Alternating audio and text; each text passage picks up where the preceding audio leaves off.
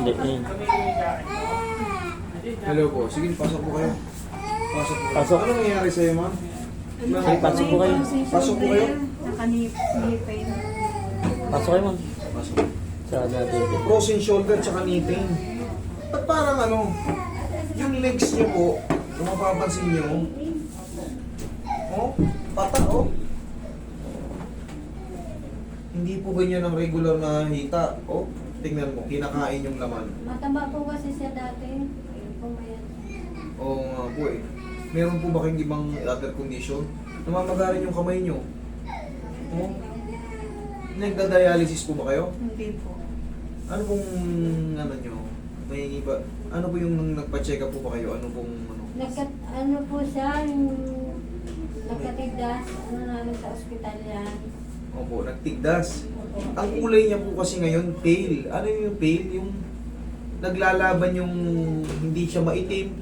Parang putla na kulang sa ano. Mababa ko talaga ang hemoglobin ko, yun ang sabi ng doktor. Yun nga eh, ma'am eh. Kasi nga, alam nyo, sa isang tingin ko pa lang, hindi lang shoulder pain, hindi lang knee pain ang problema mo. May iba kang problema. Base sa akin, oh, tingnan mo yung mga daliri niya. Yung mga ganyang itsura ng daliri, oh. Tingnan mo to, oh, kapal, oh. Ganun ka nga.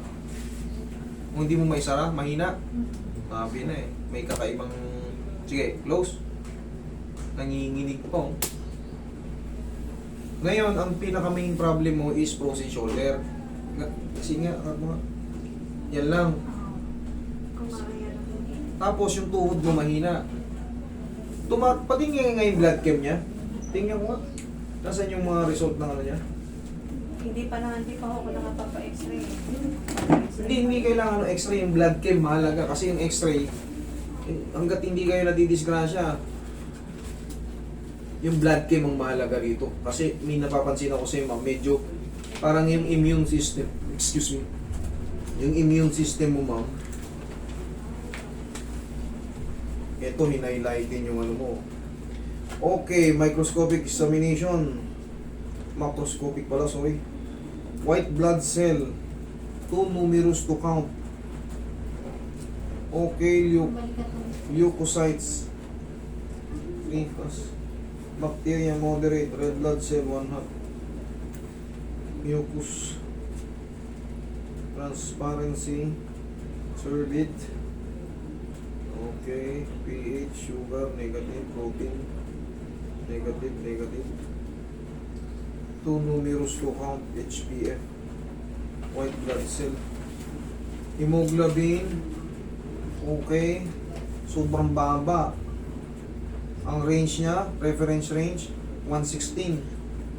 73 ka lang. Ngayon, dito naman sa white blood cell mo, 9.6 lang ang reference sagad. 18.79 ka. Kasi, ma'am, nasa ano kayo, iba ang problema niya, hindi yan basta-basta. Humihina yung ano, imbalance, meron kang hormonal imbalance. Meron kang blood circulation problem. Tapos, platelet count mo, sobrang taas. Pwede din. 450 lang yung reference range, nasa 712 ka. Ngayon dito naman sa mean cell hemoglobin, mean cell volume, ang range 97, sobrang baba mo rin. Yung minimum 78, 63 ka lang. Ngayon dito naman sa mean cell hemoglobin, 27 yung minimum, 34 yung mataas, 19 lang kayo. Hindi puro pasado. Tapos yung MCHC negative din. Minimum 316, 307. Red cell distribution with RDW. Sobrang taas naman. Lymphocytes. Makakaranas talaga kayo rito ng mga ano, iba-ibang yung karamdaman sa katawan. Kailangan ano to, itong complete blood count mo. Iba yung ano, kasi pag dugo ang may problem sa atin, siyempre Kahit sa dulo ng kuko may dugo. Lahat, under tayo ng dugo. Ang dugo ang buhay natin. Pag sobrang baba niyan at sobrang taas, hindi po pwede. Kailangan magtugma sila sa gitna. Kailangan palagi kang nasa middle.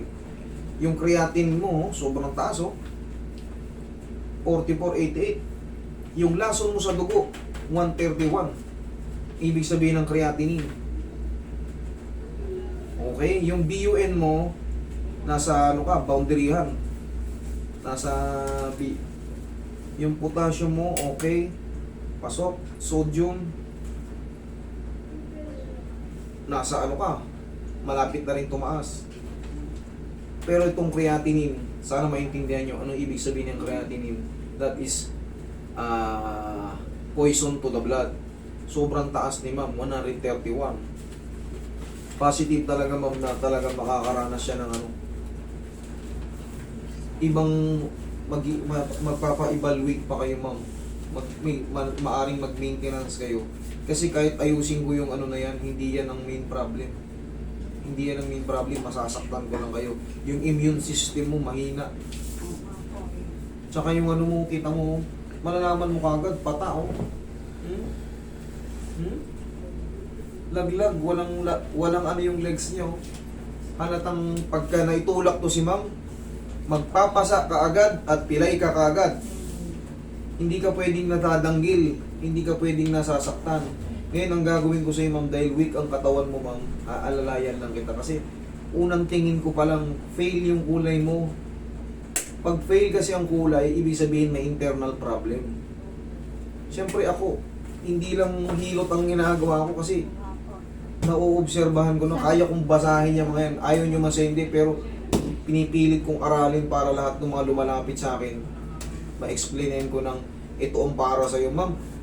Hindi naman masama ang mag-herbal mag-herbal po kayo yung mga herbal Hindi na ko muna ginom ko ng pain reliever, baka sa pain reliever mo. ang pain reliever kasi sisirain niya yung bato mo lalo kung ngayon weak ka na sigurado dire-diretso na. Tandaan nyo, pag creatinine nyo mataas na yung lason sa dugo mo, bibigay ang mo, liver mo, tsaka mo. Akala ko nga nag-aano ka na eh. Yes po kasi namin yun, hindi siya sumasunod. Hindi niya nga kasi kaya yung sakit.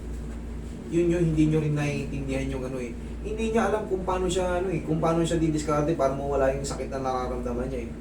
Pero, ma'am, makinig kayo. Ang payo ko sa inyo kay Doc Chani tsaka si Doc Atoy.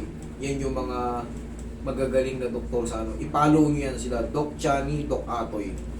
Magaling yung doktor na yan. Dati kay Doc Atoy siyempre si Doc Willie. Ngayon hindi na nagpa-vlog kasi may sakit na rin. Pero siyempre may mga iba pang doktor na vlogger. Akala ko nga kasi nagda-dialysis ka na kasi ganyan yung kulay ng mga nagda-dialysis tsaka yung mga kamay na nagda-dialysis. Malapit ka na mauwi sa ganun. Pero sana maagapan pa. Huwag ka muna mag-take ng mga pain reliever. Ang i-take mo, yung mga...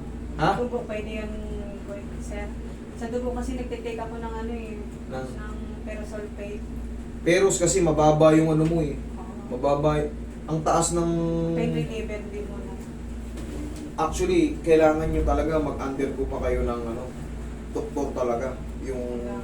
Kasi hindi ko kabisado yung ganyang gamutan, tsaka hindi ako pwede magbigay ng mga gamot. Ang sa akin lang, yung observation ko sa inyo, kasi magpapagalaw kayo sa akin o magpapa-adjust kayo sa akin, hindi ko yan basta-basta ina-adjust. Mataas Nang pa naman yung pain tolerance ko. Kaya nga ma'am, pero kita mo, weak na weak yung katawan mo. Yung na-itsura niya, halatang may nararamdaman. Relax lang po nga. Mama, ito uunti-unti natin tumamang. Bumaring ka? Hindi na. Ganyan lang. Ayan patuhod. Ayan, unti-unti natin yan. Ma'am, kung ano man ang makayanan ko, yun lang muna ang para sa inyo kasi hindi ka pwedeng tabig-tabigin. Sige po. Weak yung mga muscle mo, tandaan mo, weak yung mga tendons mo, weak yung mga... Yung balat mo na yan, yung mga buto mo, masakit yan. Lahat ng mga dinadaluyan ng dugo,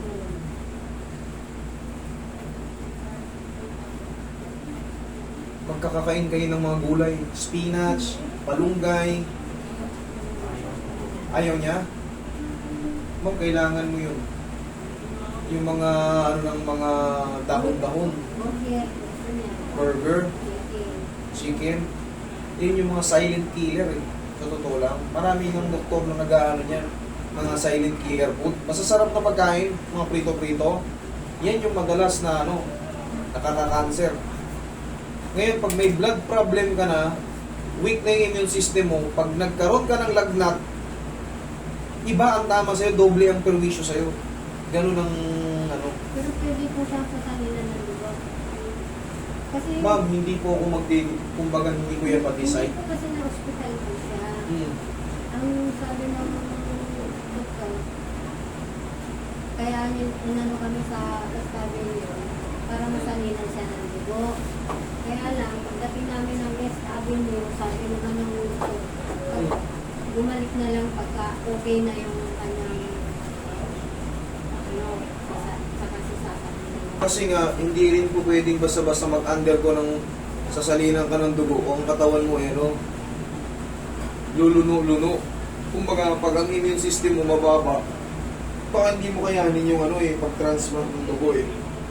Kaya sinabi ng doktor, kailangan makarecover muna yung katawan mo kasi ang hina-hina mo tignan. Ganun ang tingin ko rin sa kanya, kaya nga sabi ko, unti-untiin ko yan. Relax lang. Pero huwag ka mawala ng pag-asa. Huwag ka lang muna kumain ng mga sobrang sasarap. Mag-tiis ka lang muna sa mga gulay-gulay. Mga isda. Tapos konti lang muna yung kanin. Di ba aling marami kang ulam, basta yung mga tambog-tambog lang. Maniwala ka, ang laking ano. Tapos yung mga nilaga-laga lang na mga ano, okra, mga ano, tambog-tambog lang na pagkain. Kasi bawal ka na sa mga mamantika. Pag nahaluan ka pa ng kolesterol, tapos may blood circulation problem ka, sigurado, yung creatinine mo, yung lason sa dugo, lalo pang tataas yan kasi hindi na mapipilter ng ano mo, kidney mo. Katagalan yan, yung kidney mo bibigay. Yun ang masakit na katotohanan pagka yung creatinine mo, sobrang taas na. Hindi na kayang i-filter ng ano nun, sira na yung kidney mo.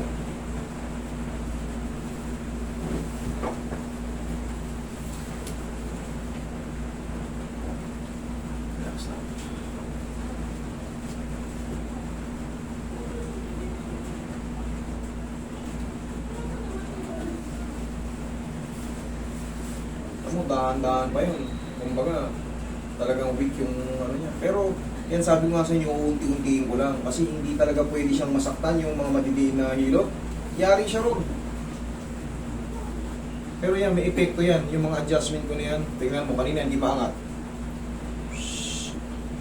Yan. O, maangat na. Pero, syempre, ma'am, hindi siya nagtatapos yung treatment. Higa ka. Kailangan ang ma-address dyan, yung main problem, internal problem. Higa kang tihaya, ma'am. Checkin ko rin yung tuhod mo, sinasabi mo. Yung mga muscle niya sa legs, oh. Oh, law-law, oh. Sige. Pero ayusin mo yung una niya. Ayan, oh. Ayan, oh. Tsaka yung mga joint niya, iba na. Namamaga yung mga ano niya, oh. Ang taba po niya kasi dati. Taba niya dati. Ayan, oh.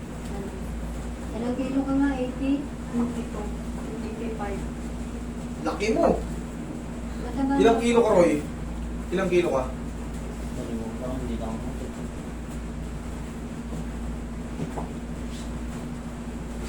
Palagi nyo lang siyang Ma'am, pwede kayo magpamassage, pero ganito lang, oh. Haplos lang ng pagmamahal. Okay? Ako. Ganyan lang, oh. Kasi weak siya. Hindi talaga ito yung problema niya. Talagang humihina lang yung katawan niya. May mga pagkakataon, pag dugo ang tumama sa'yo, sigurado, apektado lahat ng joint mo. Para kang palaging pagod, hapo, hindi mo magawa yung gusto mong tumalon, hindi mo magaya. Kaya nga po kasi may limit yung ano, yung pain reliever na pinapainom ng doktor sa akin. Itinuloy-tuloy ko siya. Baga sa hindi ako nakinig. Ma'am, huwag na kayong uminom nun, ma'am. Pagkapos na lang kayo ng pau. Kung ano yung sumasakit sa inyo, tiisin nyo lang muna kasi yung mga panlabas na ano, kunyari, ito tuhod. Ito, Maayos to eh, pero yung sa internal mo, pag nasira na yung bato mo, mas matindi na. Hindi nakakayanin ng kahit anong hilot. Umiinom kayo. Subukan nyo yung paragis. Yun nga. Subukan nyo yung paragis. Yun Tsaka nga mga paragis.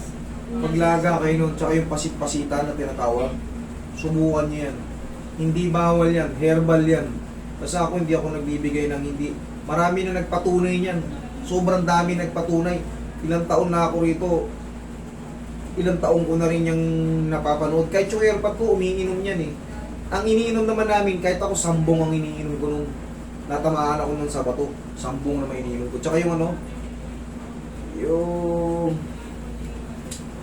yung ano ng mais, yan naman ang iniinom ko nun. Yung bulbul ng mais, yung parang ano yung buhok niya, inalaga ko yan. Sambong, tsaka yan, yung binibira mo. Yung iba naman, yung mga dahon ng avocado, maraming ano eh. Huwag kayong kumain muna ng mga burger, mama. Malakas ka ba sa burger? Doon siya ba? Kahapon lang po ako kumain. Yun ang paborito niya? Tsaka mga french fries? Hindi naman lagi, kahapon lang ako kumain nun, ma'am. Iwasan nyo lang muna yung mga prito-prito. Yun nga lang kasi, maano kami sa protein, yung maraging karne. Ma'am, hindi makaka-recover yung kidney mo pag high protein. Tsaka yung liver mo. Pag high protein, tataas yung ano mo, creatinine mo, tataas yung ano mo, tataas yung tinatawag na uric acid mo. Yun nga po siguro. Pag high protein. Lalo yung mga burgers, matakas ang ano yan, yung mga red meat yan. Eh.